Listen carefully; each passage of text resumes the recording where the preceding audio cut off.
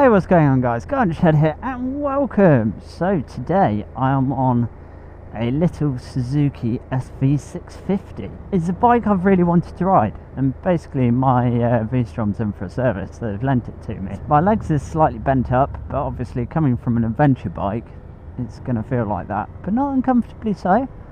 No weight on my wrists. Definitely feels like it has more go than my V-Strom. Very little movement in the throttle before it starts doing anything. No technology, it's got ABS, hasn't got traction control, no quick shifter, auto blipper. My type of bike, just something nice and simple. So it's exactly the same engine as my V-Strom 650, tuned slightly differently, so it's got more in the mid-range and more higher up, whereas my V-Strom's more sort of low down and punchy.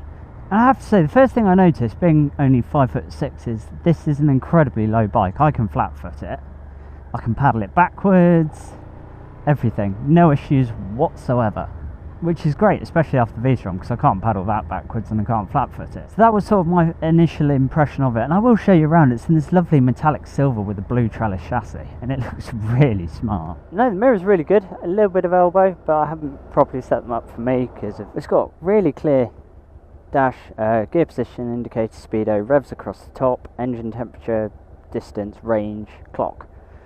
That's about it. And I think you can get a few others. Yeah, instant MPG, that's the range has just gone to. It's only got 600 miles on it. I know these bikes are abused, so it'd be interesting to see what the MPG is. If it's anything like my V-Strom, it gets decimated when you start winding them up. I really like the throttle on this. There's no delay in it at all. It's quite, obviously I'm used to adventure suspension, so it's a little bit harder. The seat tries to push you forward into the tank a little bit. And it is quite solid, there's not a huge amount of give in it, as I say. And it creates sort of pressure points on your lower buttocks. Nice and manoeuverable around town. Nice and easy. The indicators give a really nice satisfying click to them. Gear change. Again, it's less scratchy than the V-Strom. The gearbox feels better, although I'm pretty sure it's the same one. So what else we got? Instant mileage. Average 60.5. And range 60.5, that's not bad at all.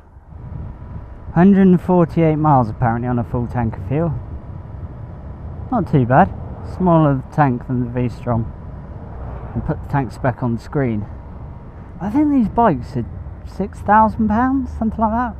I think the Suzuki have got an offer on £500 off at the moment. I have to say, this bike is brilliant value for that money. It feels really nice and light in the corners. Sorry, my neck scarf's not done up all the way. Feels really light in the corners. Nice acceleration. Brakes seem reasonable. Engine braking not as good as the V-Strom, but still nice. Overall, you know, I've ridden the Z650, and I have to say, as a machine, this actually feels more premium. Everything feels a little bit more tactile, better finish. Slightly heavier, not as agile, but a really nice feeling to it. Suspension and seater, I'd say, a little bit harder. Equipment-wise, they're both the same, really. Obviously, I think it's now the new Z650's got an LCD, and this just feels like a really nice analog bike. Now, it hasn't got traction control, it's got ABS, as legally has to, and it's Euro 5 compliant. Not vibey, like you can tell you're riding a V-twin, but it's not numbing vibes like my CBR was. That was a killer. I very much like, as you guys are aware, I like 650 class bikes. They've got enough power to do what you want, and enough power to have fun on, without being able to lose your license in first gear. But it's amazing how the ergonomics have made this feel much more sporty, and it seems to have an urgency that the V-Strom doesn't have. But the airflow that hits you is completely smooth, there's no turbulent air. I mean, there's always going to be air that hits you, because naturally you're on a motorbike and there's no windscreen. But it's not discomforting at all, it's not dirty air, it's completely clean. So you don't get your helmet rattling around or anything like that, which you get on quite a few bikes. Feels much torquier. When you wind it up, you can feel yourself move back in the seat. it's no good for a test ride and review. And I didn't want to do it too much this morning, like film little bits that I'll probably use and cut into and stuff like that. But I didn't want it to be, you know, when I very first rode it. Most genuine impression is when you've ridden a bike, you know what to expect of it, and you come back. Whenever I've bought a bike, I always test ride them twice, and I try and leave a week apart in between test riding them, because you're over the initial, oh wow, this is amazing, and you go, actually, there's this wrong with it and that wrong with it. Like my CBR, that was so vibey, your hands would go numb after 80 miles. But yeah, it's just got that torque, and it's usable power. It's a really fun bike to ride. I mean, everyone says if you push it hard, suspension, a little bit budget, and it's still a fun bike to ride. I'm really enjoying it, and I think it is an extremely underestimated bike. Yes, I'd love to ride at night, see what this single headlight's like, but it's comfy. I'm sat up, my knees aren't too bent, it feels fairly sporty. It feels familiar, it doesn't feel uncomfortable like anything's stretching. And I have really dodgy knees, so I notice cramped knee position. I'm sorry if it's extra windy today. I haven't ridden for ages, and I didn't have time to check my mic, see where it's positioned in the helmet, which I normally do after I've ridden quite a while. Just before lockdown, I went over Grantham to look at and potentially test ride, GSX S750 from Chris Walker Kawasaki, with the intent of buying it. I was all up to buy it until I test rode it, and I was actually really disappointed. It didn't give me that fizz, that fun factor. Okay, when you accelerated it was really fast, but it was just slightly surgical, characterless even. This, completely different. A little bit rough around the edges, bags and bags of character. And that's the thing, I think they've got it right with these bikes. The V-Strom I'd much rather tour on. This is a sunny day bimbling machine. Yes, it will go fast if you want to. No frills, and as I said, I think they're around £6,000. I'll stick the price on the screen. But for your money, I don't think you can go wrong. I've ridden a CBR 650F, a Z650, and this is my favourite. I've yet to ride an MT-07 that I was hoping to this year. So the question is, out of this or the V-Strom, which one do I prefer? For me personally, and yes, I'm biased, I would go for the V-Strom. And the reason for that is last year I did 10,000 miles, and I don't commute.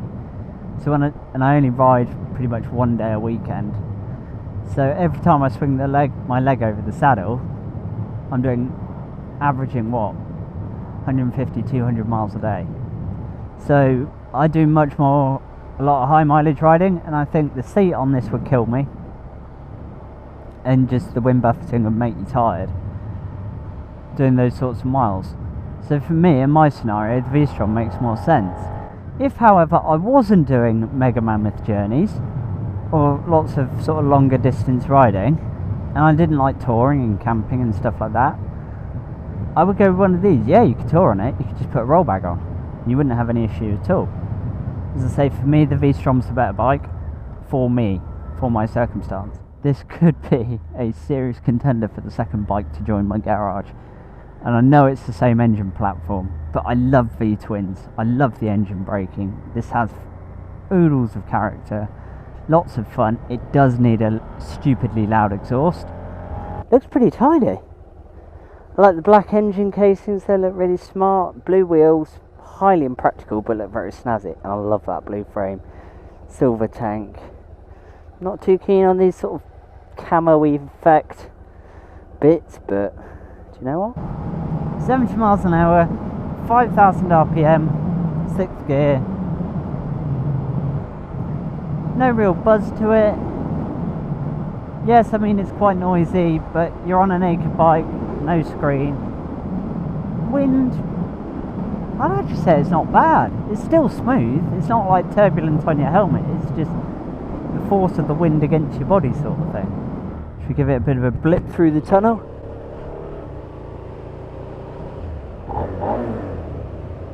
Sounds alright, needs a pipe. Would I buy one? Yeah, happily. For me, as I said earlier, if I was going to only have one bike and there was a choice out of this or the V-Strom, for me I'd go for the V-Strom. This is more fun to ride, the V-Strom's more practical. But as just a weekend blast around toy, I really don't think you can go wrong with one of these. The brakes, perfectly good, suspension feels good, it's not ducking, diving and weaving. Feels nice and stable. You want something to do something about the seat, but it's not excruciating, just I think for me, after being on an adventure bike seat, it's not the most comfortable. It's a bit like sitting on a park bench. It's fine, but if you were given a park bench for an armchair, you'd probably go sit in the armchair, wouldn't you? So there we have it, guys. I really don't think you could go wrong with one of these. Thank you ever so much for watching, and take care.